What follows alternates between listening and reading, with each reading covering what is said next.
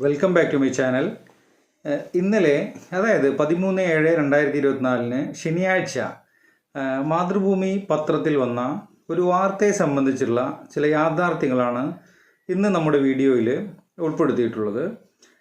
പാവർട്ടി തീർത്ഥകേന്ദ്രത്തിന് കീഴിലുള്ള കപ്പേളയുടെ മുൻവശത്ത് റോഡിൽ കുഴിയും വെള്ളക്കെട്ടും മൂലം സ്കൂൾ വിദ്യാർത്ഥികൾ ഉൾപ്പെടെയുള്ള യാത്രക്കാർക്ക് ബസ് കാത്തു നിൽക്കാൻ സൗകര്യമില്ലാതെ ബുദ്ധിമുട്ടുന്നതായിട്ടാണ് ഇന്നലത്തെ പത്രവാർത്തയിൽ വന്നിട്ടുള്ളത്. ഈ കപ്പേളയുടെ മുൻവശത്താണ് വിദ്യാർത്ഥികൾ ഉൾപ്പെടെയുള്ള യാത്രക്കാർ വർഷങ്ങളായിട്ട് ബസ് കാത്തു നിൽക്കാറുള്ളതെന്നും മാതൃഭൂമി പത്രത്തിൽ തുടർന്ന് പറയുന്നുണ്ട്. കൂടാതെ പൊതുമരാമത്ത് റോഡിനോട് ചേർന്നുള്ള പഞ്ചായത്ത് റോഡിലേക്ക്, അതായത് സെൻറ് തോമസ് റോഡിലേക്ക് വാഹനങ്ങൾ തിരിയുന്ന ഭാഗത്താണ് സ്കൂൾ കുട്ടികളടക്കമുള്ള നൂറുകണക്കിന് യാത്രക്കാർ ബസ് കാത്തു നിൽക്കുന്നതെന്നും ഇത് അപകട സാധ്യത വർദ്ധിപ്പിക്കാൻ കാരണമാവുമെന്നും റോഡിലെ കുഴിയിൽ വീഴാതിരിക്കാൻ വേണ്ടിയിട്ടാണ് ഇത്തരത്തിൽ നൂറുകണക്കിന് വിദ്യാർത്ഥികളും അതുപോലെ തന്നെ യാത്രക്കാരും ബസ് യാത്രക്കാരും ഈ പഞ്ചായത്ത് റോഡിൻ്റെ എൻട്രൻസിൽ അവിടെ തുടക്കത്തിൽ തന്നെ ആ വണ്ടികൾ തിരിയുന്ന ഭാഗത്തേക്ക് റോഡിൽ കയറി നിൽക്കുന്നതെന്ന് തുടർന്നുള്ള വാർത്തയിൽ മാതൃഭൂമി പത്രത്തിൽ അത് വിശദീകരിക്കുന്നുണ്ട്. ഇത് യാഥാർത്ഥ്യമാണെന്ന് പാവറട്ടിയിലൂടെ സഞ്ചരിക്കുന്ന എല്ലാവർക്കും അറിയാം.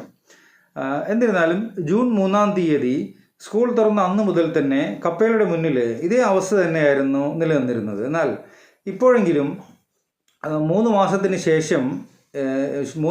ശേഷമെങ്കിലും ഈ അനാസ്ഥ കണ്ടെത്തി പത്രത്തിൽ വാർത്ത കൊടുക്കാൻ ധൈര്യം കാണിച്ച ലേഖകനെ അഭിനന്ദിക്കുന്നു. അതോടൊപ്പം തന്നെ മുമ്പില്ലാത്ത രീതിയിൽ ഈ കപ്പേളയ്ക്ക് മുന്നിൽ ഇത്തരത്തിൽ വെള്ളം കെട്ടി നിൽക്കാൻ കാരണമായത് എന്തുകൊണ്ടാണെന്നതിനെപ്പറ്റി നമ്മളൊരു അന്വേഷണമാണ് ഈ വീഡിയോയിലൂടെ നമ്മളിന്ന് വിശദീകരിക്കാനായിട്ട് ശ്രമിക്കുന്നത്.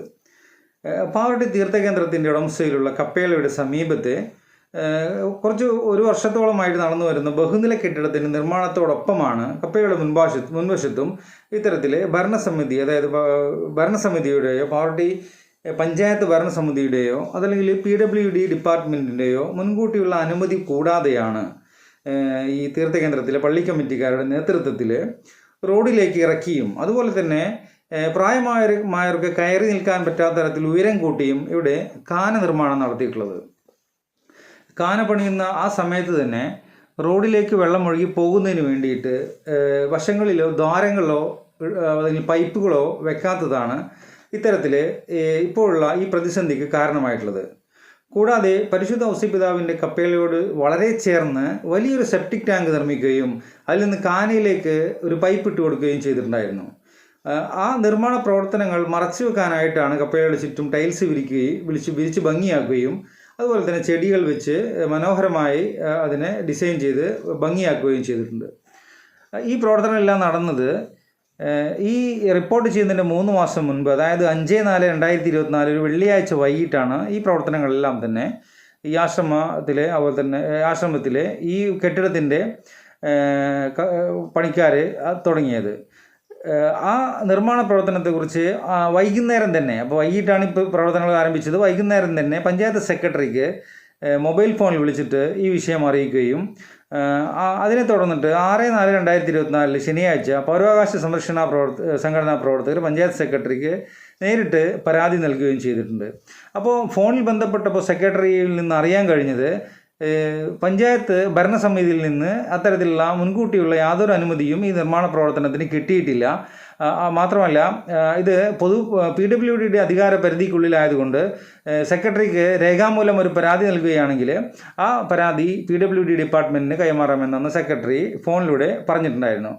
അതിനെ തുടർന്ന് സെക്രട്ടറിക്ക് പിറ്റേ ദിവസം തന്നെ 6-ാം തീയതി തന്നെ സെക്രട്ടറിക്ക് പൗരാവകാശ സംരക്ഷണ സമിതി അംഗങ്ങളുടെ നേതൃത്വത്തിൽ VM മുഹമ്മദ് ഉണ്ണി പരാതി കൊടുത്തിട്ടുള്ളതാണ്. ഇതിനെ തുടർന്ന് PWD അസിസ്റ്റന്റ് എഞ്ചിനീയറുടെയും സൂപ്പർവൈസറുടെയും നേതൃത്വത്തിൽ ഈ സ്ഥലത്ത് അവർ പരിശോധന നടത്തുകയും അതുപോലെ തന്നെ അനധികൃത നിർമ്മാണ പ്രവർത്തനങ്ങൾ അവരുടെ ശ്രദ്ധയിൽപ്പെട്ടുകയും അവർക്കത് ബോധ്യപ്പെട്ടതിൻ്റെ അടിസ്ഥാനത്തിൽ പണികൾ നിർത്തിവെക്കാൻ വേണ്ടിയിട്ട് അവിടെ അടിയന്തരമായിട്ട് ആവശ്യപ്പെട്ടു എന്നാണ് അറിയാൻ കഴിഞ്ഞത്. അതിനുശേഷം അസിസ്റ്റൻറ്റ് എക്സിക്യൂട്ടീവ് എഞ്ചിനീയറോട് ഫോണിൽ ബന്ധപ്പെട്ടപ്പോൾ ആ പ്രവർത്തനങ്ങൾ നിർത്തിവെക്കാൻ നോട്ടീസ് കൊടുത്തു എന്നാണ് അദ്ദേഹം പറഞ്ഞത്.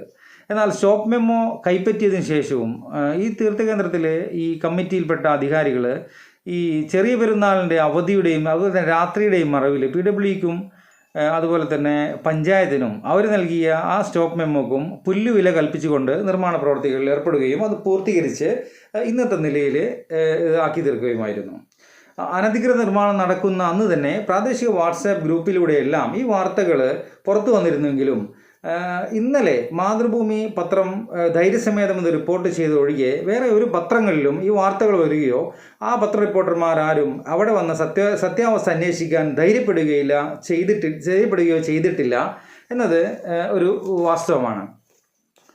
എന്നിരുന്നാലും 3 മാസത്തിന് ശേഷമെങ്കിലും ഈ വാർത്ത പത്രത്തിൽ കൊടുക്കാൻ ധൈര്യപ്പെട്ട മാതൃഭൂമി പത്രത്തിൻ്റെ ലേഖകനെ അഭിനന്ദിക്കുന്നതോടൊപ്പം തന്നെ ഈ വിഷയത്തിൽ ഈ പത്രവാർത്തയിലെ ഒരു കോളത്തിൽ ഒതുക്കാതെ ഈ വിഷയത്തിൽ PWD അതല്ലെങ്കിൽ പഞ്ചായത്ത് അധികൃതർക്കും പാവറട്ടി തീർത്ഥകേന്ദ്രത്തിലെ കമ്മിറ്റി അധികാരികൾക്കും ഇടയിൽ എന്തെങ്കിലും ഗൂഢാലോചനകൾ നടന്നിട്ടുണ്ടെങ്കിൽ അല്ലെങ്കിൽ ഈ നിയമവിരുദ്ധ പ്രവർത്തനങ്ങൾക്ക് ഒരു കൂട്ടരും കൂടി എന്തെങ്കിലും ചുക്കാൻ പിടിച്ചിട്ടുണ്ടെങ്കിൽ അത് അന്വേഷിച്ച് പുറത്തു കൊണ്ടുവരേണ്ടത് ഈ ലേഖകൻ്റെ കൂടി പത്രധർമ്മമാണ്. അന്വേഷണാത്മക പത്രപ്രവർത്തനം എന്നാണ് ഇതിന് അറിയപ്പെടുക. അല്ലെങ്കിൽ 90 ദിവസത്തിൻ്റെ ശേഷം ഈ വാർത്ത കൊടുത്തത് കുട്ടികളുടെ വിഷയം മുൻനിർത്തി ഈ ഭാഗം പെട്ടെന്ന് ടാർ ചെയ്ത് ഈ പള്ളി കമ്മിറ്റി അധികൃതരും അതുപോലെ തന്നെ PWDയും ചെയ്യുന്ന ഈ അനധികൃത നിർമ്മാണത്തിന് കുടപിടിക്കാൻ വേണ്ടി അവരെ സഹായിക്കാനാണെന്ന് പൊതുജനങ്ങൾ സംശയിച്ചാൽ അവരെ കുറ്റം പറയാൻ പറ്റില്ല. മാതൃഭൂമിക്കല്ലാതെ പാവറട്ടിയിലെ മറ്റ് പത്രങ്ങൾക്കൊന്നും തന്നെ ഈ വിഷയം റിപ്പോർട്ട് ചെയ്യാനോ അതിൻ്റെ സത്യാവസ്ഥ കണ്ടെത്താനോ ധൈര്യമുണ്ടായിട്ടില്ല എന്നത് ഒരു വസ്തുതയാണ്. എന്നിരുന്നാലും പൗരാവകാശ സംഘടനാ പ്രവർത്തകൻ PWD റോഡ് കാന നിർമ്മാണത്തിലെ അശാസ്ത്രീയത ചോദ്യം ചെയ്തുകൊണ്ട് ബഹുമാനപ്പെട്ട ഹൈക്കോടതി ഡിവിഷൻ ബെഞ്ചിനെ പൊതുതാൽപര്യ ഹർജി നൽകിയതുപോലെ തന്നെ ഈ വിഷയത്തിലും ബഹുമാനപ്പെട്ട ഹൈക്കോടതിയെ ഡിവിഷൻ ബെഞ്ചിനെ സമീപിക്കാനാണ് സംഘടനാ ഭാരവാഹികൾ ഒരുങ്ങുന്നത് എന്നാണ് അറിയാൻ കഴിഞ്ഞത്. കൂടാതെ ഈ വിഷയത്തോടനുബന്ധിച്ച് ഒരു കാര്യം കൂടി നമുക്കിവിടെ ഉണർത്തേണ്ടതുണ്ട്. മാതൃഭൂമി പത്രത്തിൽ തന്നെ വാർത്തകൾ നമുക്ക് തുടർന്ന് വായിക്കുമ്പോൾ കുട്ടികൾക്കും യാത്രക്കാർക്കും റോഡ് മുറിച്ച് കടക്കാൻ വേണ്ടിയിട്ട് ആ ഭാഗങ്ങളിൽ സീബ്ര ലൈന് ഇല്ല എന്നതൊരു അപര്യാപ്തതയാണ്. അപ്പോൾ ഈ സീബ്ര ലൈൻ നിർമ്മിക്കാൻ വേണ്ടി അധികൃതർ അടിയന്തരമായിട്ട് ഇടപെടുന്നതോടൊപ്പം തന്നെ പാവറട്ടിയിലെ സ്കൂൾ വിദ്യാർത്ഥികളുടെയും അതുപോലെ തന്നെ യാത്രക്കാരുടെയും വളരെ കാലമായിട്ടുള്ളൊരു ആവശ്യമാണ് ഈ പറഞ്ഞ പെരുമഴയത്തും ഇപ്പോൾ മഴക്കാലമാണ്, മഴയത്തും അതുപോലെ തന്നെ വേനൽക്കാലത്ത് പൊരി വെയിലാണ്. ഇപ്പോൾ പഴയ പോലെയല്ല, വളരെ ശക്തമായ വെയിലാണ്. അപ്പോൾ ഈ പെരുമഴകൾക്കും അതുപോലെ തന്നെ നാട്ടുകാർക്കും സുരക്ഷിതമായി മഴയത്തും വെയിലത്തും കയറി നിൽക്കാൻ സാധ്യമാവുന്ന രീതിയിലുള്ള ഒരു മേൽക്കൂരയുള്ള ബസ് കാത്തിരിപ്പ് കേന്ദ്രമാണ് വളരെ നാളുകളായിട്ടുള്ള പാവറട്ടിക്കാരുടെ ഒരു ആവശ്യമാണ്. അപ്പോൾ ഇത്രയും കുട്ടികൾ പഠിക്കുന്ന സ്കൂൾ അധികൃതരോ അതല്ലെങ്കിൽ പാവറട്ടി പള്ളി കമ്മിറ്റി അധികൃതരോ ഇതിലിടപെട്ട് അടിയന്തരമായിട്ട് ചെയ്യുന്നത് ജനങ്ങൾക്ക് ഉപകാരപ്രദമാവും. അതല്ലെങ്കിൽ ബഹുമാനപ്പെട്ട മണലൂർ MLAയോ അതല്ലെങ്കിൽ തൃശ്ശൂർ MPയോ ഈ വിഷയത്തിൽ ഇടപെട്ട് അവർക്ക് ഫണ്ട് അനുവദിക്കാൻ കഴിയുമെങ്കിൽ സന്നദ്ധ സംഘടനകൾ ഉൾപ്പെടുത്തിക്കൊണ്ട് അത്തരത്തിലൊരു സൗകര്യം ചെയ്യുന്നത് പാവറട്ടിക്കാരോട് ചെയ്യുന്ന ഏറ്റവും വലിയ സഹായമായിരിക്കും. പാവറട്ടിക്കാർക്ക് അത് വലിയൊരു അനുഗ്രഹമായിരിക്കും. അപ്പോൾ ഇന്നത്തെ വീഡിയോയിൽ നമ്മൾ ഇത്തരത്തിലുള്ള കാര്യങ്ങളാണ് ഇതിൽ ഉൾപ്പെടുത്തിയിട്ടുള്ളത്. അപ്പോൾ നിങ്ങൾക്ക് എന്തെങ്കിലും അഭിപ്രായങ്ങളോ മറ്റോ ഉണ്ടെങ്കിൽ കമൻ്റായിട്ട് നിങ്ങൾ രേഖപ്പെടുത്തുക. അതുപോലെ തന്നെ നിങ്ങൾക്ക് ഈ വീഡിയോ ഇഷ്ടപ്പെടുകയാണെങ്കിൽ അത് മറ്റുള്ളവരിലേക്ക് ഇൻഫർമേഷൻസ് ആണെന്ന് നിങ്ങൾക്ക് തോന്നുന്നുണ്ടെങ്കിൽ അത് മറ്റുള്ള ആളുകളിലേക്ക് അത് ഷെയർ ചെയ്ത് കൊടുക്കുക. അതുപോലെ തന്നെ എല്ലാം ഇത് കിട്ടാൻ വേണ്ടിയിട്ട് നോട്ടിഫിക്കേഷൻ കിട്ടാൻ വേണ്ടിയിട്ട് എൻ്റെ ചാനൽ ഒന്ന് സബ്സ്ക്രൈബ് ചെയ്ത് ബെല്ലൈക്കൺ അടിക്കുക. അടുത്ത വീഡിയോയിൽ കാണുന്നത് വരെയും ബൈ.